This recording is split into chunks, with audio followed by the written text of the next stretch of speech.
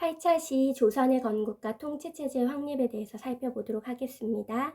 자, 이 부분에서는 이제 조선의 건국 과정에 대해서 먼저 탐구를 해보고요. 그 다음에 조선시대 왕조 계보도를 통해서 여러분들이 조선시대 왕의 업적들을 좀 탐구를 하셔야 되고요. 조선이 유교 이념을 바탕으로 통치체제를 정비하였음을 설명할 수 있어야 되고, 육조직계제와 의정부 서사제의 차이점에 대해서도 설명하실 수 있어야 됩니다. 먼저 조선의 건국 과정에 대해서 탐구를 해보면요.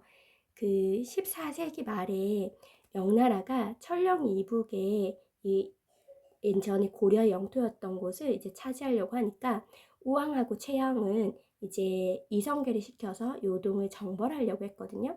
근데 이성계는 사불가론을 내세우면서 요동 출정에 반대를 했었어요. 그런데 그런 이성계한테 군사를 지어줘서 요동 정벌을 하러 가라고 하니까 이성계가 위화도라고 하는 곳에서 회군해서 우왕과 최영 등을 제거하고 권력을 장악하게 되거든요. 그래서 질문 1번에 들어가야 할 사건이 뭐냐면 바로 위화도 해군입니다. 그래서 여기 지도에서도 보이는 것처럼 이 압록강에 있는 위화도라고 하는 섬에서 이 위화도에서 압록강을 넘으면 바로 명나라로 갈 수 있는 건데 가지 않고 군대를 회군 돌려서 개경으로 이제 돌아와서 이제 우왕하고 최영을 제거하고 권력을 잡은 다음에 그러고 나서 위화도 회군을 하고 나서 가장 먼저 한 일이 뭐냐면 바로 여기 있는 과전법을 시행을 했어요. 과전법. 그럼 여러분 생각해 보세요. 권력을 잡고 나서 과전법이라는 걸 제일 먼저 시행한 이유가 무엇일까? 이 과전법이라고 하는 건 뭐냐면 경기 지방의 토지를 이제 관리들한테 지급을 하고 조세를 거둘 수 있는 수조권을 준 제도예요. 그러니까 토지 제도를 지금 개혁한 거예요. 왜 그랬을까 생각해 보면 이 이성계가 급진파 사대부와 손잡고 과전법을 시행하여 토지 제도를 개혁하는 한편이라고 했잖아요. 그 당시에 이 고려 말에 있었던 신제 사대부들은 이 권문세족들이 비판하면서 정계에 진출을 했는데 권문세족들이 대농장을 차지하고 있으니까 이 신제 사대부들한테 돌아갈 토지가 제대로 없었던 거예요. 그래서 이런 것들 토지 제도를 이제 개편해서 권문세족이 가지고 있었던 땅을 빼앗아서 다시 이제 개편을 해주는 거죠. 그러니까 한마디로 신제 사대부들의 경제적 기반을 마련해 준 거예요. 그리고 국가 입장에서는 조세 수입도 늘릴 수가 있는 거죠. 그래서 이 과전법을 시행하게 되고 나중에 이 과전법 시행 이후에 그 급진파 사대부와 온건파 사대부로 이제 분화가 되면서 새 왕조 개창에 반대하는 정몽주가 제거가 되고 급진파 사대부와 이성계를 중심으로 해가지고 조선이라고 하는 새로운 나라가 건국이 되게 되었습니다. 그래서 태조는 조선을 건국하고 수도를 개경에서 한양으로 옮겨요. 그래서 태조의 업적은 조선 건국, 수도를 한양으로 옮겼다 정도가 될 수 있을 것이고 그런데 이 태조가 즉위하고 나서 이 태조에게 부인이 2명 있었거든요. 첫 번째 부인에게서 난 아들이 있었고 두 번째 부인에게서 난 아들이 있었는데 태조 이성계가 왕이 될 때 첫 번째 부인은 이제 죽고 없고 두 번째 부인이 이제 왕비가 되었어요. 근데 세자를 책봉하는데 막내 아들이 세자로 책봉한 거예요. 그런데 태조 이성계가 왕이 될 때 첫 번째 부인의 아들들이 예를 들면 특히 이방원 같은 인물은 직접 정몽주를 제거하기도 했고 자기 아버지가 왕이 되는데 물심양면으로 지원을 했는데 권력이 두 번째 부인의 막내 아들한테 돌아간다고 생각하니까 조금 그 부분에서 열이 받았던 것 같아요. 그래서 2차례 왕자의 난이라고 하는 것을 일으켜가지고 정종, 태종 이런 사람들이 권력을 잡게 됩니다. 그리고 태종은 재상중시 정치를 주장했던 정도전을 제거하고 육조직계제라고 하는 것을 실시하게 되거든요. 나중에 육조직계제가 무엇인지 조금 더 구체적으로 뒤에서 살펴보도록 할게요. 그 다음에 태종의 아들로 이제 왕에 오른 세종은 자기 아버지가 국왕 중심의 강력한 통치 질서를 추구했기 때문에 왕권과 신권의 조화를 추구한 의정부 서사제라고 하는 것을 실시하게 되거든요. 그래서 우리 나중에 육조직계제와 의정부 서사제를 조금 비교해 보도록 하겠습니다. 그리고 세종대왕은 업적이 굉장히 많잖아요. 운민정음도 창제하고 경연도 중시하고 집현전에서 학문과 정책도 연구하고 삼강행시 또한 농사직설도 편찬하고 사군육진도 개척하고 칠정산과 과학기술도 막 확대하고 그 다음에 공법이라고 하는 것도 제정을 하거든요. 이런 것처럼 세종의 업적이 굉장히 많은데 여러분들이 이런 걸 막 달달달 외우시기보다는 지금 선생님 빈칸 하나도 안 만들어놨잖아요. 어떤 업적을 보시고 이 업적이 어느 왕이 한 건지만 연결하실 수 있으시면 될 것 같아요. 그리고 세조 같은 경우에는 계유정난을 일으켜가지고 이 자기 조카였던 단종으로부터 권력을 빼앗아서 집권을 하게 되고, 이 세조도 이제 계유정난으로 집권했을 강력한 국왕 중심의 통치 질서가 필요했잖아요. 그래서 태종처럼 육조 직계제를 실시하게 되고요. 집현전을 폐지하고 경연도 열지 않아요. 그리고 이때부터 경국대전 편찬을 시작을 해서 이 결국에는 경국대전이 완성하고 반포된 것은 성종 때 이르러서 그렇게 됩니다. 그래서 성종은 집현전을 계승했다고 볼 수 있는 홍문관이라고 하는 것을 만들어서 홍문관의 기능을 강화하고 경연도 부활하고, 그 다음에 저희가 구차시를 살펴보겠지만 이 세조 때 계유정난으로 집권하면서 세조가 왕이 되는데 도움을 줬던 세력들이 훈구파거든요. 그래서 이 훈구파들을 견제하기 위해서 이 살인파를 등용하게 됩니다. 그래서 훈과 살인이 대립하면서 네 차례의 사화가 발생하게 되는 거거든요. 이거는 구차시에서 조금 더 살펴보도록 하고요. 질문 2번, 다음 설명에 해당하는 법전이 뭐냐 이렇게 물어보고 있거든요. 정치, 경제, 행정, 의례, 신분, 형벌 등 국가 운영 전반에 관한 규정을 정리한 조선의 기본 법전이래요. 조선의 기본 법전. 이로써 조선은 유교적 법치 국가의 틀을 갖추었다고 평가받는 이 기본 법전이 바로 경국대전입니다. 자, 여기까지 조선 초기 왕들의 업적을 정리해봤고요. 탐구활동 3번은 이제 조선의 수도인 한양에 깃들어 있는 유교 덕목이 무엇인지 탐색해 보려고 하는데요. 아까 왕위에 오른 이성계는 나라 이름을 조선으로 바꾸고 도읍을 한양으로 옮겼다고 했잖아요.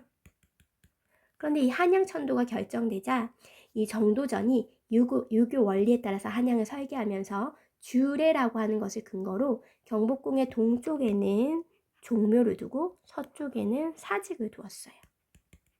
그래서 우리 드라마 같은 거나 사극 같은 거 보면 전하 종묘와 사직이 위태롭습니다. 전하 종묘와 사직을 보존하소서, 뭐 이렇게 신하들이 이야기하는 말 들어보죠. 종묘는 역대 왕과 왕비의 위패를 모셔놓고 1년에 5차례 제사를 올리는 사당인데요. 유네스코 문화유산으로 지정되어 있기도 합니다. 그리고 사직은 토지의 신인 사와 곡식의 신인 직에게 제사를 지내는 제단이었어요. 그래서 종묘와 사직을 두고 그 다음에 궁궐이 지금 5개가 보이죠. 경복궁, 창덕궁, 창경궁, 경운궁, 경희궁, 이렇게 5개의 궁궐이 보이고, 그리고 유교 덕목인 인의지 예신을 담아서 한양의 도성인 사대문과 보신각의 이름을 지어요. 그래서 인의 본단계 동쪽의 동대문 흥인지문이고요. 그 다음에 의리 본단계 서대문 돈이문이고요. 지를 본단 게 원래는 이제 북쪽에 소지문이라고 하는 문을 두었었는데, 이 북쪽으로 문을 열어서 기운이 빠져나가면 좀 안 좋으니까 그거를 이름을 개편해서 숙정문, 다른 말로는 숙청문이라고도 합니다. 그리고 남쪽에는 예를 본따서 숭례문 이런 걸 만들고요. 그 다음에 가운데에 이제 보신각, 이렇게 해서 인의 예지신을 담아서 한양 도성의 사대문과 보신각의 이름을 지었습니다. 자, 질문 3번, 다음 설명에 해당하는 궁궐이 뭐냐고 물어보고 있거든요. 왕이 거처하는 궁궐로 정궁, 법궁 등으로 불렸고요. 유교 경전인 시경에 나오는 문구인 군자만년 계의경복에서 크게 복을 누린다는 의미를 따와서 이름을 지었대요. 그래서 바로 경복궁이 됩니다. 조선 왕조의 건립에 따라서 초기 이제 정궁으로 사용되었다가 임진왜란 때 경복궁이 불에 타거든요. 그래서 오랫동안 폐허로 남아있다가 조선 말기 고종 때 흥성대원군이 경복궁을 중건을 하게 되거든요. 그래서 이 경복궁이 굉장히 중요한데, 이거는 여러분 외우실 건 아니고 이제 드라마나 이런 데서 경복궁이 굉장히 많이 나오니까 요거를 좀 보셨으면 좋겠어서 구조를 선생님이 가지고 온 거고요. 임진왜란 때 이 경복궁에 이 정각들이 많이 헐려가지고 몇 채가 안 남아 있었어요. 그리고 여기 보이는 경복궁의 정문이라고 볼 수 있는 강화문도 철거가 돼서 여기 앞에 조선총독부라고 하는 식민통치 기관이 이렇게 들어서게 되거든요. 그래서 굉장히 오랫동안 1997년이 될 때까지 이 조선총독부가 여기를 가로막고 있으면서 이 경복궁의 어떤 면모가 제대로 드러나지 않아요. 그래서 김영삼 대통령이 역사 바로 세우기라고 하는 것을 하면서 이 조선총독부 건물을 폭파시키고 여기 있는 경복궁의 정문이라고 할 수 있는 광화문과 지금은 이렇게 월대라고 하는 이런 것까지도 복원을 해놔서 여기 조선총독부가 철거되고 나서 이쪽에 이렇게 세종대왕 동상과 이순신 장군의 동상을 세워서 광화문 광장을 만들었죠. 그래서 얼마 전에 광화문 광장에서 BTS가 공연을 하기도 했잖아요. 그쵸? 그래서 여러분들이 광화문이라고 하는 이름을 들으면 이게 경복궁의 정문이구나 라는 것 좀 기억하셨으면 좋겠어서 이 부분을 조금 더 깊이 있게 설명을 드리고요. 관련한 동영상도 선생님이 블로그에 올려놓았어요. 그래서 교양 차원에서 이 경복궁에 어떤 일이 있었는지, 조선총독부 건물이 얼마나 경복궁의 혀를 맡고 있었는지 관련 동영상을 보시면서 조금 알아가셨으면 좋겠습니다. 넘어갈게요. 자, 탐구활동 4번에서는 조선의 중앙정치 조직을 살펴보고 육조직계제와 의정부 서사제를 비교해보자 그랬는데요. 조선은 국정을 총괄하던 의정부와 정책을 집행하던 육조를 중심으로 중앙정치기구를 조직했어요. 의정부는 재상들의 합의로 운영되는 최고 정무기구인데요. 보통은 영의정, 좌의정, 우의정이라고 하는 3정승들이 모여서 이제 합의를 이끌어내죠. 그런데 이 의정부가 육조가 어떻게 이제 보고 체제를 잡느냐에 따라서 제도가 달라지는데요. 기업과 같이 육조의 업무를 의정부가 검토해서 왕한테 보고하는 체제를 뭐라고 하냐면 의정부 서사제라고 합니다. 반대로 의정부가 제 역할을 하지 않고 육조가 의정부 거치지 않고 왕에게 직접 보고하는 체제를 육조직계제라고 해요. 그래서 의정부 서사제는 왕권과 신권이 굉장히 조화를 이루는 모습을 보여주는 것이고요. 육조직계제는 이제 왕권이 강화된 모습을 보여주는 거거든요. 그래서 기흥, 니은의 제도를 채택한 국왕이 누가 되냐면 의정부 서사제는 왕권과 신권의 조화를 이루었던 세종이 실시하게 되고요. 육조직계제는 두 차례 왕자의 난, 계유정난으로 권력을 얻게 되었던 태종과 세조가 강력한 왕권을 중심으로 육조직계제를 시행하게 됩니다. 밑에 사료를 보시면 이런 내용이 나와요. 왕이 말하기를 지난 갑오년에 국가의 중대사가 아닌 일에 한해서 육조가 국왕에게 직접 보고하여 시행토록 하였는데 이 제도가 바로 육조직계제가 되는 것이죠. 그래서 태종 때 육조직계제를 했단 말이에요. 근데 이때 이후로 대부분의 일이 육조로 넘어가서 의정부는 관여하고 있지 않으니까 정승을 임용하는 본래의 뜻에 어긋나니 이를 시정하도록 하라 라고 했단 말이에요. 그래서 이를 시정해서 세종 때 시행된 체제가 바로 의정부 서사제가 되는 겁니다. 자, 이렇게 육조직계제와 의정부 서사제가 어떤 원리로 이루어지는지, 그 다음에 어떤 왕이 실시했는지를 기억을 하시고요. 그 다음에 두 번째, 국왕의 비서기구가 있어요. 국왕의 비서기구는 여기 보이시는 것처럼 승정원이라고 하는 기구고요. 국가의 큰 죄인을 처벌하는, 국왕이 직접 재판하는 기구가 의금부가 있는데 이 두 개는 왕권을 강화하는 핵심 기구였어요. 그래서 빈칸 19번이 승정원, 빈칸 20번이 의금부가 되겠습니다. 자, 반면에 이 조선시대 언론기관으로서 서경봉박 간쟁의 역할을 담당하고 이들의 언론활동은 권력의 독점과 부정을 방지하기 위한 것으로 고관들은 물론 국왕도 막을 수 없었다 이렇게 되어 있었는데 요거는 3사라고 합니다. 요렇게도 표현할 수 있어요. 3사. 자, 그래서 여기 있는 사헌부, 사관원, 홍문관 요 세 개가 3사고요. 언론 기능을 담당하고 있죠. 서경은 지금의 청문회라고 생각하시면 될 것 같은데요. 관리의 임명과 법령의 개정, 폐지에 동의하는 권리가 서경이고요. 봉박은 우리가 봉인한다 이런 말 쓰잖아요. 꽁꽁꽁 싸맨다 이렇게 연상을 하셔서 왕이 어떤 명령을 시행했을 때 잘못된 왕명이라고 생각이 들면 그걸 시행하지 않고 그대로 꽁꽁꽁 싸매서 봉인해서 되돌려 보내는 것을 봉박이라고 해요. 그 다음에 왕의 잘잘못을 논하는 것을 간쟁이라고 하고요. 이런 서경, 봉박, 간쟁과 같은 언론 기능을 담당하는 것이 3사가 되는 것이고요. 사헌부, 사관원, 홍문관 이게 3사인데 가운데 글자만 따면 헌관문이 되거든요. 헌관문 빠르게 발음하면 현관문이 되잖아요. 그러니까 여러분이 현관문을 열고 닫으실 때마다 사헌부, 사관원, 홍문관 이 3사 언론 기능을 담당했던 3사에 대해서 좀 떠올리시면 좋으실 것 같아요. 그래서 이 3사를 조금 더 구체적으로 살펴보기 위해서 밑에 내용을 실어놨는데요.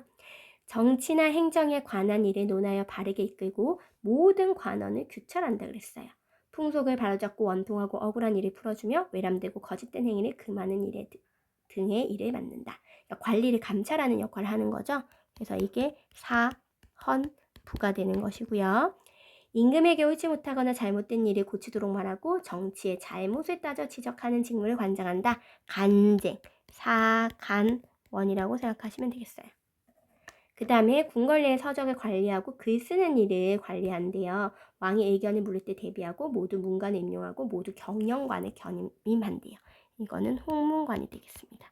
실제로 이 홍문관은 집현전을 계승한 것으로서 성종 때 설치되기도 했었죠. 그쵸? 사헌부, 사관원, 홍문관 요 세 개를 이제 3사 언론 기능을 했던 3사라고 볼 수 있고요. 한성부는 서울의 행정과 치안을 담당했고 춘추관은 공자가 쓴 역사책에서 이름을 따왔는데요. 역사서의 편찬, 보관을 담당하고요. 성균관은 최고 교육기관이라고 볼 수 있겠습니다. 자, 이렇게 조선의 중앙정치조직과 육조직계제 의정부 서사지 비교해 보았고요. 문제 한번 풀어볼게요. 가와 나 왕이 공통적으로 실시한 정책으로 옳은 것은? 이라고 했어요. 자, 여기 보시니까 두 차례 왕자의 난이라고 하는 키워드가 나와요. 아, 태종이구나 라고 하는 거 알 수 있고요. 정변을 통해 조카인 단종을 쫓아내고 즉위를 했대요. 아, 세조구나 라고 하는 거 알 수 있습니다. 이 두 왕이 공통적으로 실시한 거 바로 육조직계제가 되겠지요. 육조직계제가 되겠고요. 선지도 한번 활용해 볼까요? 대동법을 실시한 것은 광해군 때 있었던 일이고요. 별기군은 나중에 신식군대인데요. 이거는 저희가 이모곤란이라고 하는 역사적 사건하고 관련이 있어서 나중에 근대사일 때 한 번 더 살펴보도록 하겠습니다. 골품제는 신라 때의 신분 제도이고요. 전민변정도감을 설치한 건 고려의 공민왕이 되겠죠. 전민변정도감을 설치해서 억울하게 노비가 된 사람들 양인으로 만들어주고 땅 같은 것도 되돌려주고 했던 것이 전민변정도감입니다.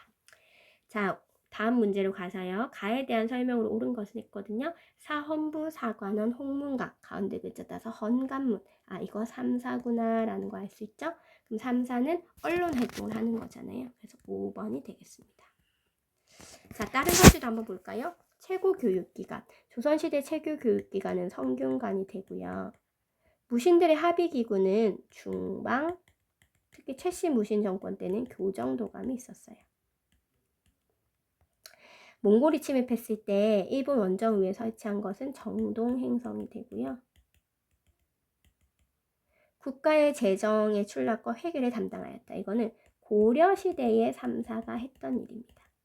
그래서 고려시대도 3사가 있고 조선시대도 3사가 있는데 고려시대의 3사는 단순 회계 출납기구였고요. 조선시대의 3사는 언론 기능을 했던 기구라고 보실 수 있겠습니다.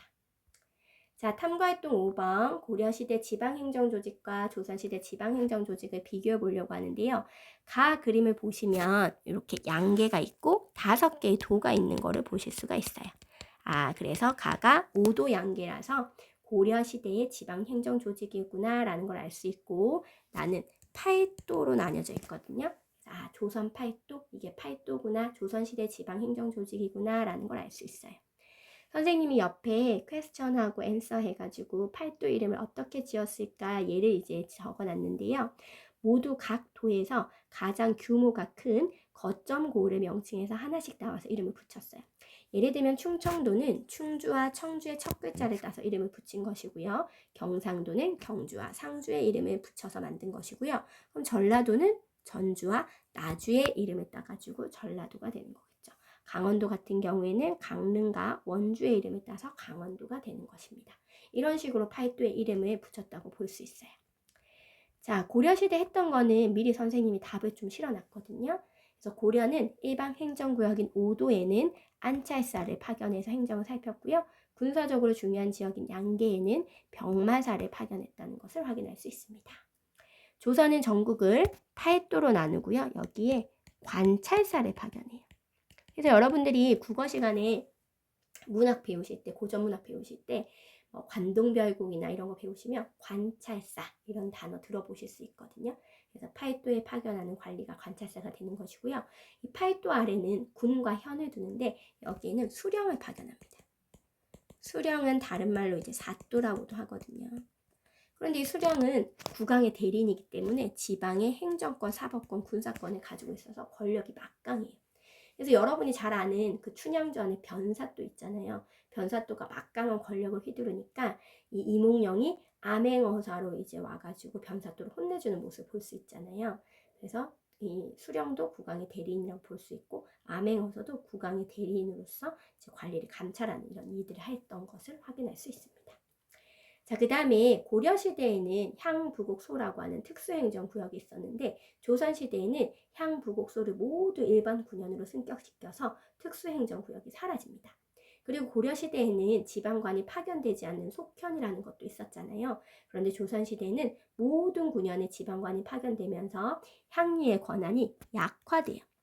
고려시대에는 지방관이 파견되지 않은 지역에서는 향리가 지방관의 역할을 했기 때문에 권한이 강했었는데 조선시대에는 모든 군현에 지방관이 파견되기 때문에 향리의 권한이 약화됩니다. 그리고 지방의 유력한 사족으로 구성된 머무를 유, 향촌향, 장소소라고 해서 유향소라고 하는 것이 설치가 되어서 수령을 보좌하거나 수령과 향례비를 감시했거든요. 그런데 유향소는 이제 지방에 이제 되어 있는 거니까 이 지방과 정부를 이제 연락 기능을 할 수 있는 것을 경제소라고 하는 것을 만들어서 서울경, 이슬제, 장소소 해가지고 중앙에서 통제를 하는 모습을 볼 수가 있어요. 그래서 유향소라고 하는 단어가 등장하면 조선시대의 어떤 사족들, 사림의 모습 이런 것도 떠올리시면 좋을 것 같습니다. 자, 여기까지 해서 8차시 부분의 내용은 조선의 건국과 통치체제의 확립에 대해서 살펴보았거든요. 조선시대 왕들의 업적들 조금 정리해 보시고 그 다음에 그 육조직계제와 의정부서사제의 차이점 생각해 보시고 중앙정치기구라든지 지방행정조직이 고려시대랑 어떻게 같고 다른지를 확인해 보셨으면 좋겠습니다. 자, 이상으로 8차시 내용 마치도록 할게요.